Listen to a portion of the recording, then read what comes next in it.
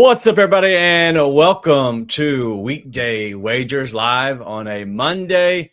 And we're coming off of a awesome wild card weekend, but we're not done just yet. As we have now, it is the Texans going into Pittsburgh to take on the Steelers, and so it should be a great game tonight. I'm excited about it, and we're going to get into a full breakdown of this game as well as the best bets that we see, as well as the other sports that we have. I do believe we have some NCAA basketball as well as a hockey play here on the show just in a little bit. But we're going to get into all of that. It is Monday Night Football, but we can't go there before we go back and see what happened and transpired and the fallout that is from Wild Card Weekend. So we're going to hit on all of that as well as give you our primetime pay dirt. And it's going to be one of the last that we have because it is a game on Monday Night Football. But how do we do on a Friday? Well, I held down with a little 4-0 sweep, but the guy's still 2-2.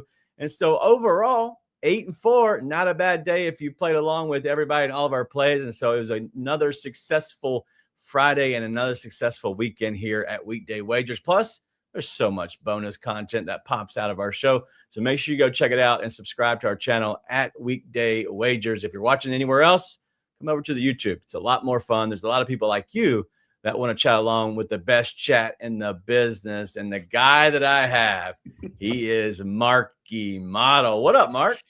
DG, you know what? I am very happy to kind of turn the page and let's start a new week. I didn't want to come dressed all in black, but yeah, it's a sad day in Boltland. We move forward. It is bolt down, bam. And I get it. You're in mourning. I've been in mourning for like literally 2 months now. So like, I don't get it. I don't understand it. This is like what a one-time thing for you. You'll get over it. It kind of just calluses you a little bit, but that's interesting because I know Dallas Cowboy fans tend to go through their 5 stages of grief after week 3. I'm still in that stretch. So yeah, and if you join us for Sunday Night Football, the halftime show, listen, Boogie was lights out on the quarterback rushing attempts, but also, rushing yards. We discussed a lot of it, but you ended up going with Drake May on the rush yards. I believe the number you found was 66.5. We went over it, but those kneel downs took it away at the last point. And even Robbie said that those kneel downs do scare me, and they ended up cashing the wrong way. They took a cash away from us. Not good. Yeah, it's, you know what? It literally defined my weekend in a single. When I zigged, everything else zagged, and it just the 2 paths never did meet. Absolutely.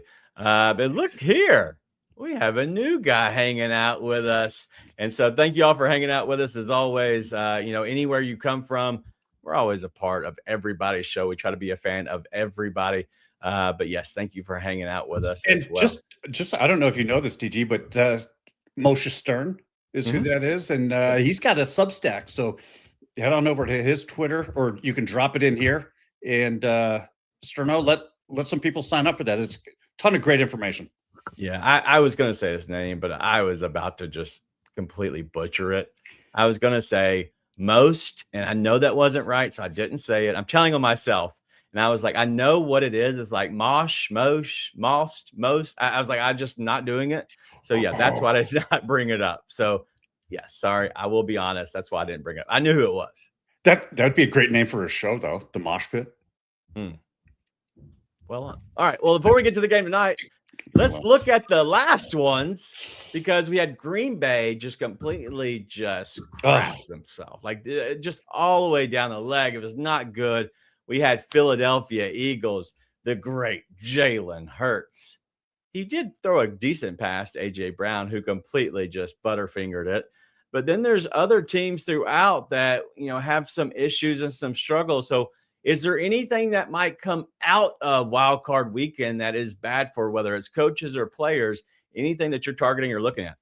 I think given what has happened before this weekend took place, and the firing of some coaches and the carousel wheel for coaches starting to pick up momentum. I read that Mike McDaniels is now interviewing with the Cleveland Browns, and I'm like, oh my God, that's just not a good fit for anybody. But I wouldn't be surprised to see maybe a guy like Nick Sirianni from the Eagles possibly get thrown or have his hot seat, the temperature turned up just a little bit more on that hot seat.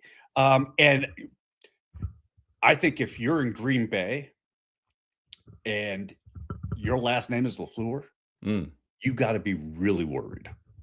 Really, though? Is he really worried? Because their team has been good. They fought through injuries. They had people get hurt left and right, even lost the big acquisition, right? Micah Parsons, he went down. And so can you really put all that on LaFleur? Because he got, I wouldn't say but he helped get them to that big lead. And I know they kind of just washed it away and did not hold on to it. But is it all on coaching? There are some very, very well. First of all, is it all on coaching? The answer to that is simple: no. Right? I mean, the players have to execute. So you have to look at this. Is it all on coaching? That's not what I'm saying at all.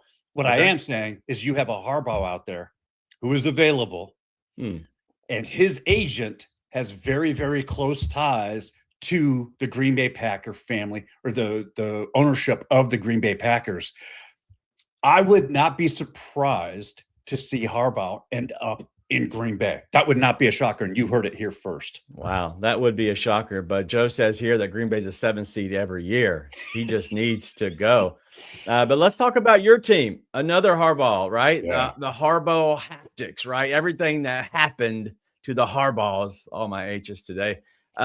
What happened? Because Justin Herbert did not look good. And I know we discussed a lot of this last night, but a lot of people do not tune into the Sunday night halftime show, which is completely fine. It's more of a live betting show. But really what happened, because they looked like they took so many shots down the field, they couldn't get the run game going. Even with Amari and Hampton, I still believe in Kamani Vidal. So I think that they still were in a good spot. They couldn't get anything going against the Patriots. Yeah. And, first of all, hats off to the Patriots for handling their business. Okay. Yeah. The bottom line with the Chargers is they have an offensive line that was so beat up. And we said this last night on the show. I put it in a play that I had for the first half under, which cashed, by the way, last night. Bad offensive lines do not travel well. Yeah. They just don't. And when you have a offensive line is beat up that you can't establish a running game, to the point where Omari and Hampton, who probably wasn't 100%, but the Chargers didn't feel it was worth the risk to get him out on the field, right, behind a bad offense. So, I mean, look, Justin Herbert, Herbert, I butcher his name every single time. Justin Burt, he was getting killed, and was constantly getting pressured. I just think that they need to address that offensive line. Priority number one in the offseason. Okay. Well, and they did in the offseason, but they had a lot of injuries still take place. And so beat up all around. But all in all, I thought a 1 out of 10, I give the wild card weekend. So far, I give it like a 9. It has been electric this entire weekend. So I love it. 100%. I think that,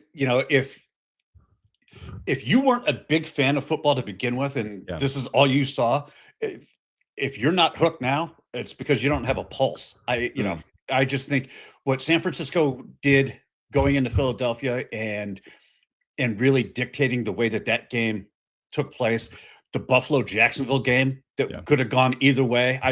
I'm looking forward to tonight because I think we have another very close game tonight. Yeah. Speaking of that game, it is the Steelers and the Texans. The Texans are the away team coming into Pittsburgh, Mark, and they have a 3-point edge in this game. And so being favored by 3 on the road is a little tricky, right? And so at that point, how do you see this game playing out? Because I do love the Texans. I do love their defense, but they're a full field goal favorite going into Pittsburgh. Do you like that at all? I do. I think when you talk about this Houston defense, you cannot give it enough accolades. Their defense is so good, it becomes a secondary offense for the Houston Texans in the sense that they can flip the field on teams and create short field situations for their own offense. which I think comes into play, especially if you're looking at player props. I tend to stay away from the Houston Texans from a player prop standpoint because they don't have a whole lot of opportunities to break off big plays. Yeah. I really think this Texans defense shuts down and pressures Aaron Rodgers. Okay. If I was looking from a betting standpoint, I'm targeting a Pittsburgh team total under, as well as, and I'm not trying to take anything away from Pittsburgh's defense because I think they have a solid defense to begin with, but I would look at the full game under at 39.5. I just don't think we see a lot of scoring on either side for different reasons. I also like Jaylen Warren, 2+ receptions. I like that look a lot. I like Jaylen Warren in this game. All right, so you think that it's Houston minus the 3, but then the under, you said 38, 39.5, whatever that might be. Yep. The 39.5, I believe, is where you stuck at. This has been, both sides, but looking at the team total for Pittsburgh, it's 17.5. It's pretty much even odds there. Do you like the under 17.5? So that means they'd have to get, the 2 touchdowns and the field goal plus that. Okay. This Houston Texans defense is that good. It's that damn good. They haven't allowed that team to score over 19 points like in the last 8 games. I don't think the Steelers have enough offensive weapons to do more than garner some field goals and possibly 1 touchdown. I think that they score on the outside. They're scoring 13, maybe 16. But I don't see them getting over 17. All right. Well, the Texans, speaking of that, most guy here is Texans ranked 2nd in turnover margin, which is a big thing. Obviously, Steelers ranked 4th. This could get a little weird tonight. Taj does like the plus 3.5. He caught the extra half there for Pittsburgh. But even now, it's setting at 3. You can probably find 3.5 in some places. If not, you could buy your extra half point if you do like them to lose by just 3 or less. But then Big Cheesy says Aaron Rodgers for an interception at plus 100. But Mark, how many hammers? That is not a confident play at all. That's only 1 hammer on both of these. That's 1 hammer. Yeah. Come on, Stroud. He's got Stroud for interception, just 1, and the Texans minus 3, just 1. This isn't really great right here for Cheesy. I don't feel comfortable with this. In fact, if you're looking for a 3 hammer play, I'll give you one right now. Houston's money line. You pair that with the under 47.5. Yes, it's an alt line and it's through the roof.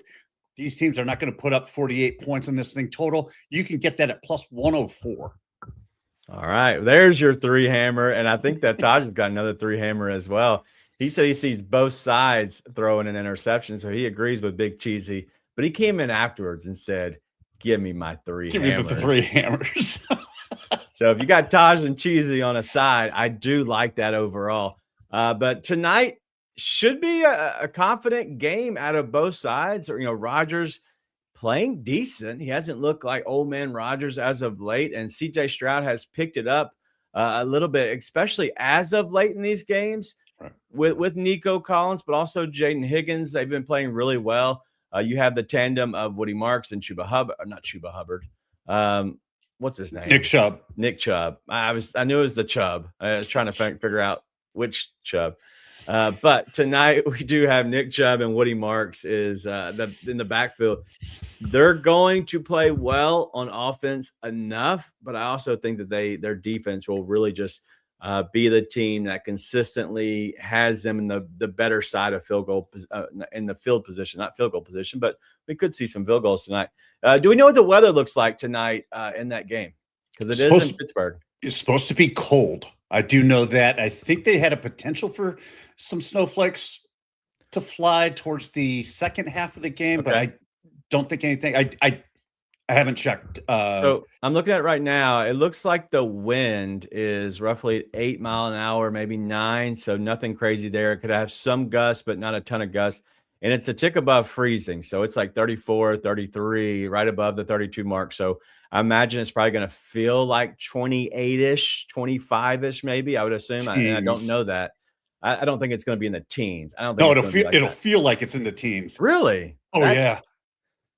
Okay, we'll see. All right. Well, Moshe's on your parlay as well. But it looks like Boogie comes in, and Boogie has been good, especially these tight ends. And so let me just put my stamp of approval because God knows I suck so bad at the live plays last night because everyone that either, I think Boogie put one up, somebody else put one up as well. And it was about the tight ends. And I didn't say I poo-pooed them, but I didn't give them the vote of confidence that they deserved. And they all just crushed it. We started that third quarter after just going, oh no, I'm not comfortable playing Hunter Henry. Nope, that one scares me. I don't like it. Don't like it. That third quarter, within the first 4 minutes, he ripped off 3 of those bets. Like, damn. Yeah, Hunter Henry, he cashed. I do like Schultz tonight. That's a great pick, Boogie, because I was going to go with that one tonight, but I went with another guy instead because I really think this guy has a good night. But let's go ahead and get to our picks tonight. And our guy that's showing up Thursday, and if you haven't watched Traders, you're missing out on some great TV. Mark, my wife, my oldest daughter, Penelope, and my youngest daughter, my youngest one, Margot. Man, Penelope got 2 shout outs there. Wow. My wife, who has completely just shat on everything Traders in the past years, finally I decided, you know what? I'm going to watch it. Margot, my youngest, who enjoys it. Would you like to watch it with me? I'm going to watch it. She wanted to. My wife said, you know what? We'll watch it. And by the time we watched the 3rd episode, I get a text in my group text of my family where they all have their iPads and our iMessage, whatever. She goes, family Traders 8:35, but I'm not doing anything unless somebody brings me a glass of wine. So at that point, we were able to all hunker in and watch the 3rd episode of Traders. I believe it was either Saturday night or whatever. I think it was Saturday night. It was a good time. So my wife's all in now. Everybody's looking forward to the next episodes, but it should be a good time. Don't miss Traders. In a similar vein, not only have we binged the first 3 episodes already, so we are all set on this one, and I'm not going to give out any spoilers on it. Don't do it. But because now we have to wait for the next episode to drop, right? Yep. My wife was like, we need to watch all the other Traders. Right. And then my son gets involved because, for those of you who don't know, my son is also a huge piece of the analytics and the AI model building. He's trying to figure out a way to calculate how they come up with the selection of the traders, how many times they walk around the table, how many steps, so that if you're playing that, you can. God. Yeah, I'm telling you, that's how next level he's taking. Yeah, there should be a siren. Right. All right. Well, the guy whose wife is on the show, we're going to have him on for Thursdays going forward, is our guy, Seabass, and he's always the one-take king. Hey, what's up, everybody? It's your boy Seabass, the only 5-star chef in the game. We all know sports betting is full of bad beats and tough calls, but when it comes to flavor, there's no second guessing. Bassett's Blends is the plus EV lock of every meal. We don't need a stinking model. Crafted with winning spices and bold taste, Bassett's Blends comes in 3 flavors, original, hot, and no salt, that's going to turn chicken, steak, vegetables, any dish into a can't-miss cover every night. With Bassett's Blends, there's no bad beats, no flavor fades, just guaranteed greatness. Check out the link right here where you can pick up your Bassett's Blends for a guaranteed lock every single night. Oh, get you some Bassett Blends now. I'll tell you what. Yes, I have a ton of football plays. They are up on justastatsports.com, but I am going to the ice tonight because the Minnesota Wild have the Great Wall of the North in Jesper Wallstat. And I am taking him he's facing the New Jersey Devils tonight. I'm taking the Devils not to score a first period goal. You can get that at plus 100. This is really simple. The Devils, their last 4 games, they've only scored 1 first period goal on the road, and that was against an Islander team who gives up a ton of first period goals. The flip side of that is Jesper Wallstat has been an absolute beast at home during the first 20 minutes. In his last 6 games, he has only conceded a goal in the first period twice. The team that did it to him twice, each time was the Colorado Avalanche. Guess what? The Colorado Avalanche are absolutely an offensive juggernaut right now in the NHL. They're scoring on everybody anytime they want. I love this spot for Wallstat to shut out the Devils. And at even money, I'll take this bet every night. I believe he's a goalie, but you know what? Who am I to kind of try to figure this out? But I'm going to go with Jaden Higgins. I'm going to go over his 27.5 receiving yards at minus 115. He's over in 10 of 17 games this season and 6 out of the last 10. But if you're trying to figure out, like, why is this such a good look? Because those aren't just phenomenal numbers. In away games this season, he's over this line in 6 of 8. The reason is you're going into somebody else's turf. A lot of times they're going to focus and try to take away the best player. That's Nico Collins. Well, the other guy, Jaden Higgins, is starting to come on, and he's producing on a consistent level, 30 or more consistently. So I like him to go over this 27.5 receiving yards tonight. But we got one more play for you. And Mark, we have a little model play of the day, a little Norfolk State minus 15.5 minus 115. You like that? That's a typo. Oh. It's a typo. It should be 5.5. It's minus 5.5 is where the line is right now. That's at minus 115. At minus 15.5, if you ladder it up, it's got to be some serious plus money. But so the play of the day in college basketball is the Norfolk State Spartans at minus 5.5. You can get that at minus 115.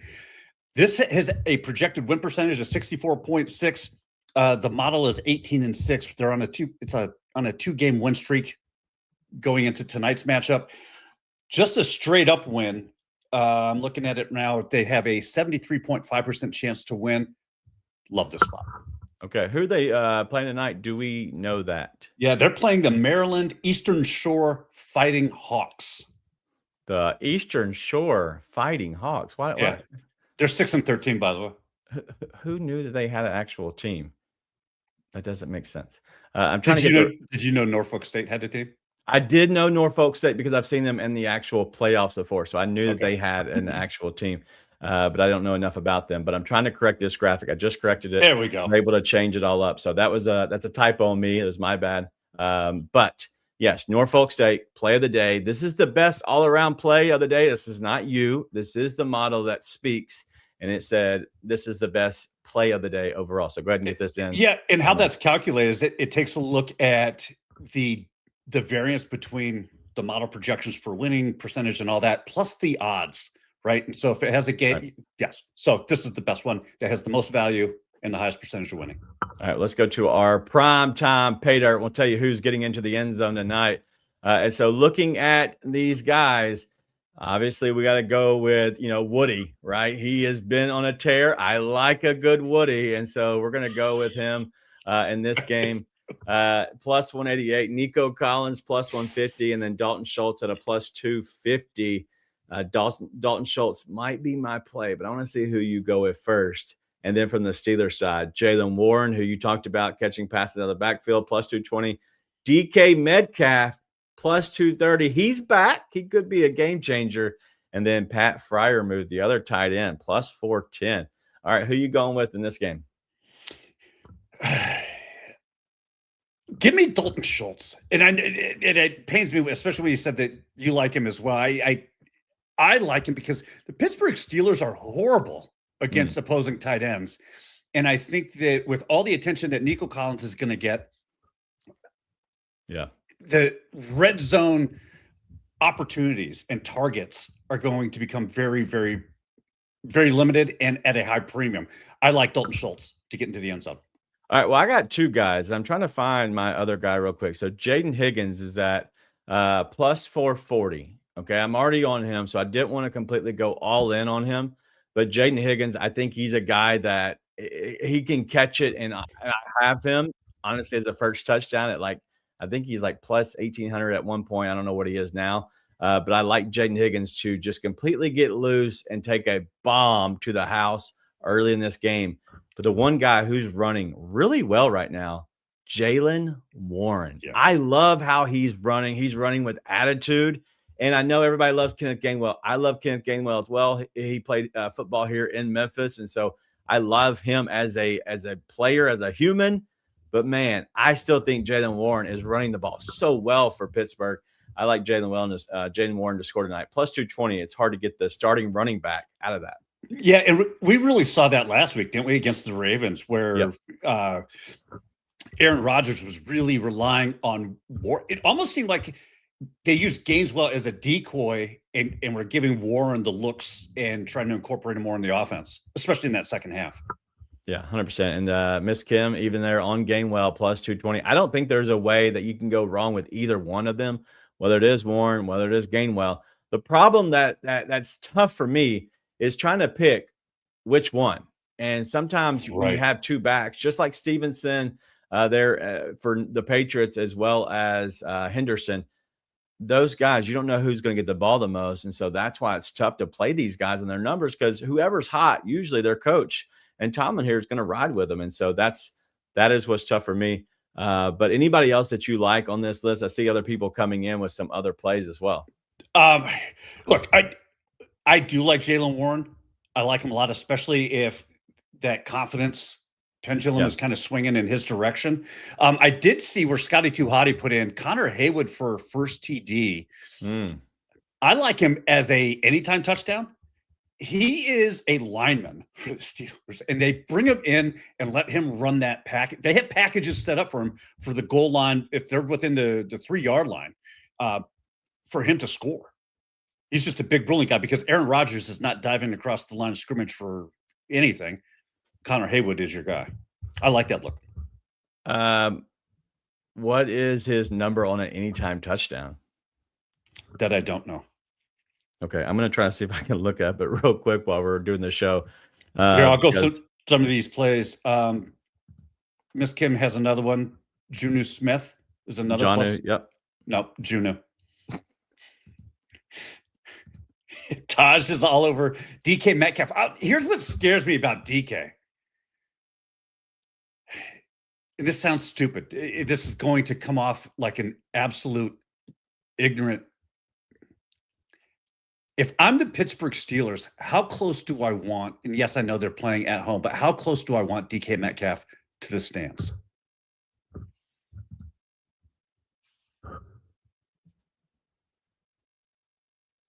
Right? Okay. It didn't change anything. It didn't help that make any more sense. You're still here? Yeah, I'm still here. That's you win the award right now for 2026. Dumbest thing that anybody said, Mark. You don't want him close to the stands. He's just as close on the sideline as he is catching the touchdown. If you're playing this, man, you throw the ball to DK Metcalf. I don't worry about these fans. If he hits another one, he'll be out of the league. I'm going to take my chances. I'm throwing to DK Metcalf. We're talking about a guy who did punch a fan and lost $5 million because of it. I don't think he lost $5 million total. Yes, he did. Yeah. Oh, Mark. As Robbie says, oh, Mark. Like, what are we doing? Like, I thought you would be. I thought you would go away. I just thought you'd just leave, disappear after that one. All right. Well, anyway, after that one, we have Connor Hayward Miss Kim saying plus 650. I believe it's in other places another plus 700. So right around the same thing for right around 650 plus 7 for Jonnu Smith and for Connor Hayward. So you can get either one. Those are big numbers, but that first one was the big first touchdown number. Right here, we do have Josh going, give me Jaden Higgins, the longest reception over 15.5. And so I do want to go look at this real quick because I do like his receiving yards over 27.5. But half of that, right, at just 16.5 is what he said, right? No, 15.5. 15.5. At minus 125. You can get 16.5, a little bit less odds. But in the last 10 games, he's at 5 of 10. And this season, he is 8 of 17. That's the only thing that worries me is I know that he has only been catching 1, maybe 2 passes, but I really do think that he does catch a bomb. So I do like the over 16.5, but I also think there's a way where you can catch, 2 15-yarders or a 14 and a 16 or, whatever. And I know the 15.5, I'm just saying right around there. That's the only thing that worries me. So we'll see. But all right, last thing I have, Moshe says DK to stretch the field. He might not catch it, but he should open it for Freiermuth underneath and to gobble up a lot of those, and especially Jonnu Smith. A lot of the tight ends are going to be a good look here for against the Texans tonight for Pittsburgh. So a good overall play tonight. All right. Final thoughts. what are you watching? Anything you like other than this football game tonight? Wow. Outside of this football game? Outside. Are you turning anything else on? Or is this it? I will actively be monitoring some NBA games for first half totals. I'd really like some spots tonight for some overs and one under to hit. Yeah, I think. Well, here, you know what? It's not too often that you and I get to talk a little NBA action, and if there's anybody who knows the NBA, it's absolutely, this is your bread and butter. It's right in your wheelhouse. The Utah-Cleveland game, the game total is at 250.5 over under. Stupid. So stupid. I think the under hits. I agree. I'm on the under. The model has the under in the first half. The line set at 122, which is crazy. Yep. And the model's like, nope, it's going to hit under. It's projected in the 118. So I'm playing the under there as well. I was just kind of curious as to your thoughts. And if that kind of scoring output from both teams is sustainable for the long haul. So just a brief thing on this one, and then we'll end it on this game just overall, because it's not like a huge night for the NBA, especially with the wild card game still happening. But I do think that the Mondays have been a cash cow for the simple fact that they go high on scoring on Monday. So I know the model likes a lot of these games to go over first quarter, first halves. But in this Cavs game, the Jazz have been a good dance partner, we'll say, for going over in games. But the way the Cavs play, especially against this Jazz team, they're going to slow it down a little bit more. I expect this to be a little bit more of a plotting game.